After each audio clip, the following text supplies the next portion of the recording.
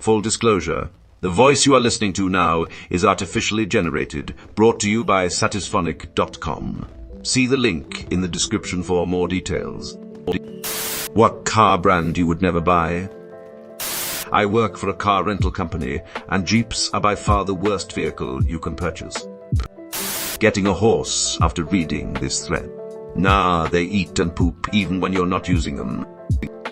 Any that charges a subscription to use features like heated seat. Just bought a used Subaru, was unpleasantly surprised to discover remote start was subscription-based. That's a non-starter. At least, not remotely. Jesus Christ, that is ridiculous. Or even considered it. They all considered it. They all want to do it. They're just letting someone else dip their toes in and get burned first to distract. One of many reasons I'm going to drive my 20-year-old car until it's no longer physically possible to repair or upkeep it. You know what the dictionary says about Dodge? To avoid. Never again. Bought a brand new, completely decked out Dodge Intrepid S in the year 2000. Remember those mummy missiles? I was still fairly young, and it was my first real big car purchase. We paid us $28 for that car. First 3 months was great. Eventually was happy to sell that past 10 years later for $500 just to get it out of my sight. Literally every single component on that car was faulty. Steering, brakes, radio, door handles, power windows, and a ton of other stuff. Like I said, never again. Way back in the late 80s, my father bought his first new car. As far back as I could remember, we'd driven a series of used Toyota Corollas and Coronas. Remember those?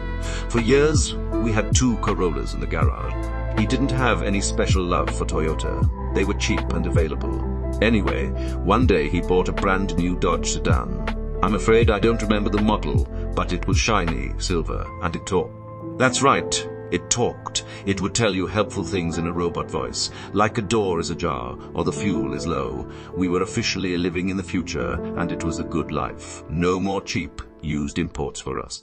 We were driving an American flagship. Over the next several months, virtually everything that could go wrong did. The automatic transmission shifted like a kicking mule. The dealer said, that's how it's supposed to work. On particularly cold or hot days, it might not start. The dealership said, we can't replicate the problem. Little things like the glove box latch and the chrome plastic trim broke. Finally, we were on a long trip. Mid-journey, the car proclaimed, the wiper fluid is low. That's weird, said Dad. I just filled that the other day. The wiper fluid is low, reiterated the car. How many times is it going to say that? Asked Mom. The wiper fluid is low, insisted the car. We drove down the interstate, being reminded of our wiper fluid deficiency every few seconds for about 40 miles, until Dad pulled over at a filling station and checked the wiper fluid. It was not low. The car refused to believe this. No amount of additional fluid would dissuade it of its delusion. We were hundreds of miles from home on our walk to a vacation, so we spent the next several days listening to the car complain. When we finally got home, Dad took the car straight to the dealership. They were perplexed and eventually decided that they'd need to send away for parts. My father was a generally calm man, but when sufficiently angered, his wrath was considerable. I don't know what he said to the manager of the Dodge dealership, but the way he said it resulted in us driving home later that day in a shiny new Camry from the lot across the street. We never spoke of the Dodge again. Our Camry never spoke about anything, and that was just fine.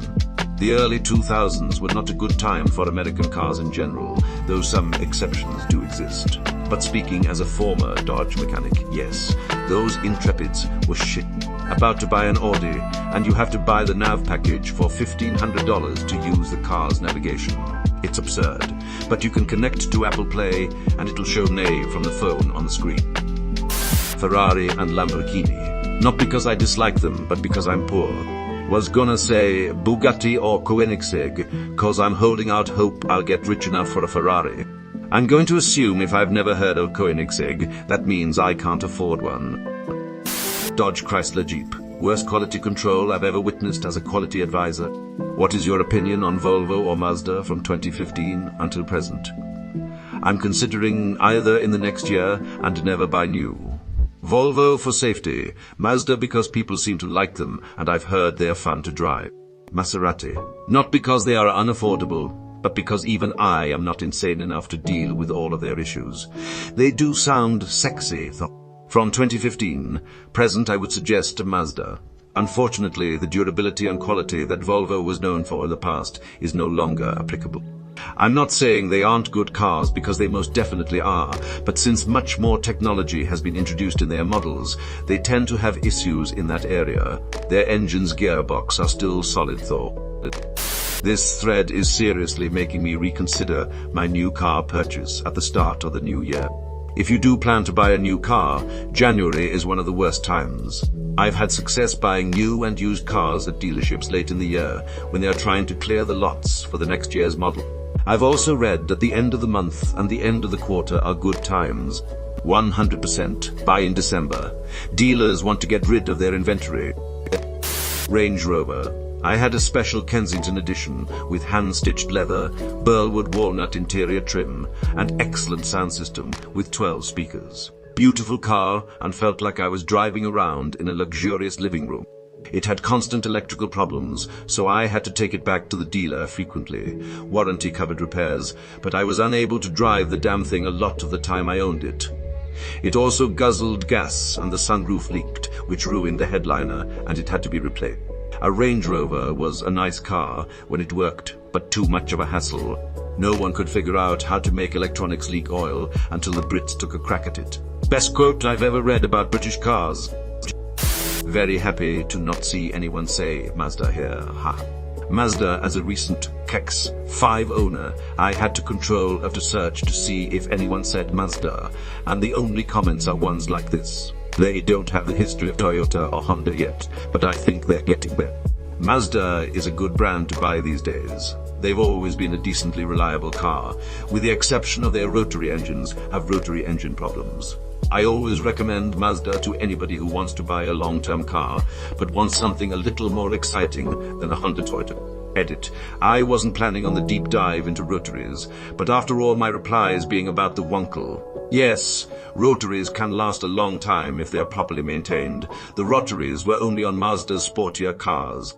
However, Mazda's stigma of reliability was hindered by the rotary engines. Most people suck at maintaining them, and a lot of them have been swapped due to this. Either way, the only important fact is they sound cool. Never buy again. Cheap. I got fucked by electrical gremlins that screwed my powertrain. Tex gave up on it, but not after charging me hours and hours of labor to find nothing. All while under warranty. I cried lemon, Axe laughed. Traded it in at a massive loss. Sad because that Wrangler was pretty awesome when it worked. I'll probably never buy American again. Did you hire a lemon lawyer? They pay for the lawyer fee too if you win. And lemon lawyers usually review the case before taking it on. They don't take cases they don't win.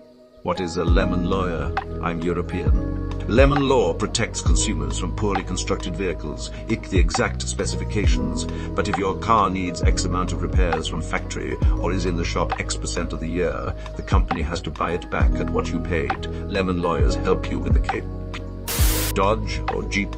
I got a 22 Jeep Wrangler Forksay that cost over $70 when you include taxes and fees. Jeep recently sent me a recall notice that said they are catching on fire, but they offered no solution. They just sent me the letter to inform me. The letter said to not charge my car. So I bought an electric vehicle and I'm not able to charge it. I couldn't believe what I read. The fact that they didn't offer a fix or solution is crazy.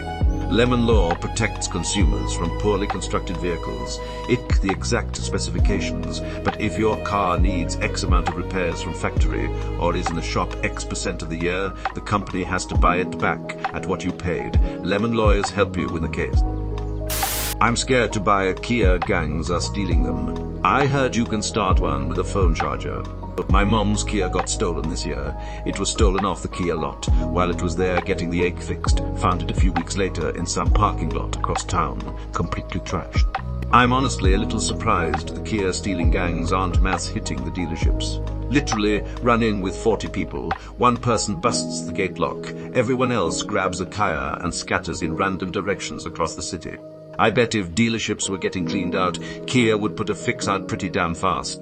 I watched one of the banned videos and was alarmed at how easy it was. A friend has a Kia. She says the saving grace is that it's a stick shift, so it's unlikely to get stolen. It doesn't matter. My co-worker had a 2002 Kia car, and Kia boys tried to steal it, but didn't work. They left a lot of damage to this car. She didn't get it back for 2 months due to backorder on many parts. Jeep. Pieces of shit. Yeah, that's all dandy, but do you expect thieves to know the difference? Reason why all cars are hard to get insured nowadays? We traded in my wife's Honda Pilot for a Cadillac Escalade last year, and I have regretted it every single day. Jeep. Cheap. Just empty. Every pocket.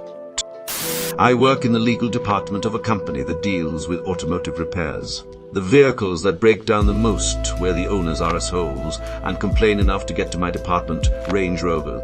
I love all things British, but those vehicles are made of Ford parts glued together with arrogance. Also breaking down lots.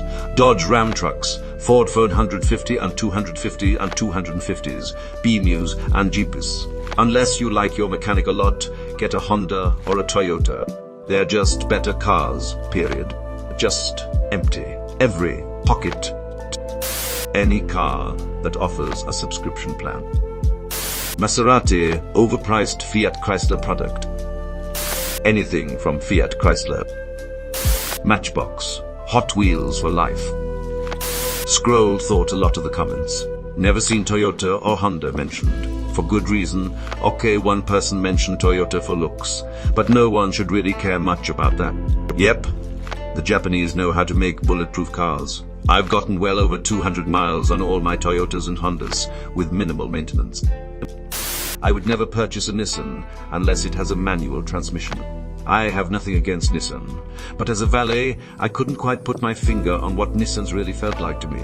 Then my co-worker said Nissans feel like a Japanese car that is built for someone who wants an American car.